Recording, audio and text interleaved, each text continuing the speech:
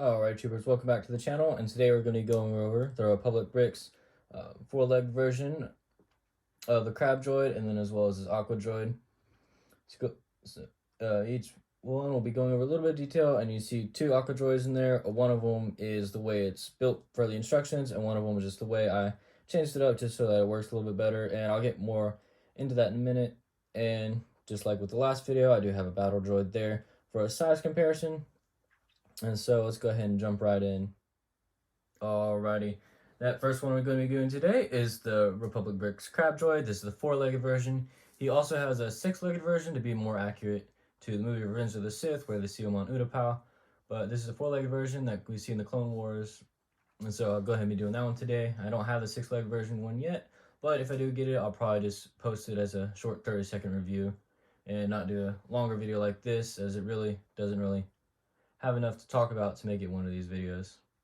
Alright, so go ahead and jump right in real quick. This model has come in 94 pieces.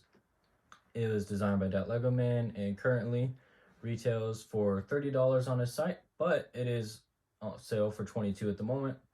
And then jumping into the piece review, all 94 pieces were present and in good condition. I did not have any pieces missing on this one. I did order multiple, so some of them, or one of the ones I ordered had just a little bit of problems, but it's not that big a deal. Reach out to Timmy, get the right piece. It was just one of the clips you see in the middle. Right here is a droid arm piece. It just had the wrong rotation on it, so I just had to get that sorted out real quick, and it's not a big deal. And then as that only happened on one of like the 3 or 4 that I got, so it's not too big a deal for me. It just does go to show that there will be some that are in perfect condition and some that are missing or in worse condition. So just kind of look at the draw what you get. This one you see right here was one of the ones that was perfect in my condition as far as piece quality as well as piece accuracy. So let's go ahead and jump right into the design. So the design of this does look very good. There are a few minor problems with the legs, and I'll just go ahead and show those real quick. So when you want to, a lot of people, especially like me, they'll end up using them in mocks and stuff. When you pick it up, it does okay, but if you want to say pose these legs to where you're just maybe stepping on something or doing something else, it'll just kind of go and drag down and just sag a little bit. And then like even if you just want to set it like this is the best position that I've found that usually holds well. These clips are actually the strongest ones out of the ones I had, so they're holding better than usual on just the other models I have. So that's nice for here, but it is something to be aware of. The clips will sometimes be looser and it'll just end up sagging. Like the first one when I built it, it just dropped to the ground. The main body of it just dropped to the ground because the clips weren't holding it. So it is something else to be looked at, and that can fall into the piece quality assessment, but I just go ahead and put it here just because it's something that'll be different for everybody and just the way the design works. And so it could have been designed a little bit differently, but overall it's still a great model. And that's the only real thing I have for that. And then this, like I said, is the best position to have it in, kind of like a parade ground stance, to where it's just marching along, whatever. But it's not too poseable for just most clip strengths. It won't be too poseable just based on the way it's set up and just different weight of the legs and the feet compared to the main body and stuff like that. Alright, so the instructions. So the instructions themselves are pretty easy to follow. They're all the steps are illustrated well and accurately and very easy to execute. There is a couple steps that are technically hidden by the build, but it is the easy angle switch, which I already showed to Lego Man. Maybe he's fixed by now. Would fix that. And there's also a couple steps where there's a piece left hanging in midair. Just the instructions went a step ahead of where the build was, and it's nothing too major. It will be fixed, but it does happen twice technically because it's on the legs, and then it just gets flipped around and then fixed, and so that's nice. And then just overall real quick, so this is a very good model in my opinion. It does technically have a little bit of flaws as far as just the piece selection on what the leg connections are, but overall it's nothing too big, and personally it's just a minor issue and not something I really give too much attention to. but for perfectionists out there, it's something just to be aware of. And then, yeah, so I personally wouldn't pay full price for it. Like I said, though, it is, at the time of recording this video, on sale for $22. It would be nice to see a couple droids, battle droids, thrown in there with it if you're going to be paying full price for it. But since we don't have those battle droids in here, it does, in my opinion, is a little lacking as far as structure goes. But that's just what you get with some custom sets. You get some in your side sometimes, and sometimes they get some on theirs. Usually in their favor, just because they have to be able to make money to be able to keep doing them, and not just kind of giving out stuff, so to speak. All right, that about wraps it up for the crab droid. Let's go ahead and talk about the aqua droids. Alrighty, and the last one we're going to be doing today, well, second one also, is going to be the aqua droid, and is retails for $10 on the site. It has 17 pieces, and it was also designed by that Lego man. And for all the ones I got, I did get multiple of these.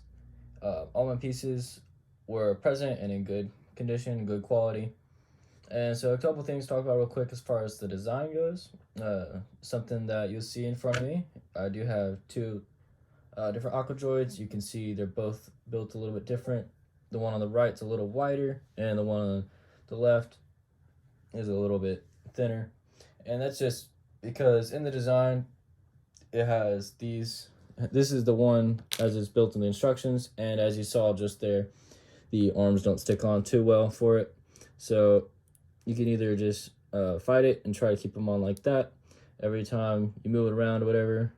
Or what I did actually is took one of these 1x1 studs right here, and then just moved them to connect to this mechanical arm right here to be able to make it a more solid connection and just to be able to hold up better. Now it does make the model thinner than what it would be kind of on screen.